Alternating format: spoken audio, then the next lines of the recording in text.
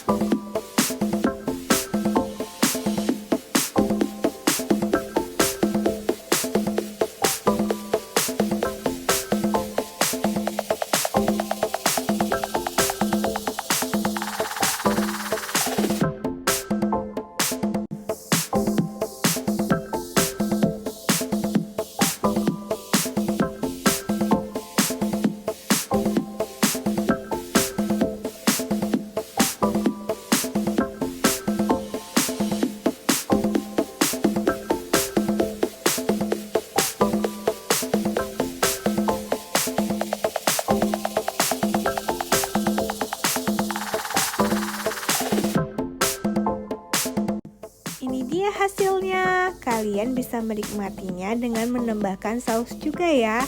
Terima kasih sudah menonton. Jangan lupa like, subscribe, dan komen. Assalamualaikum.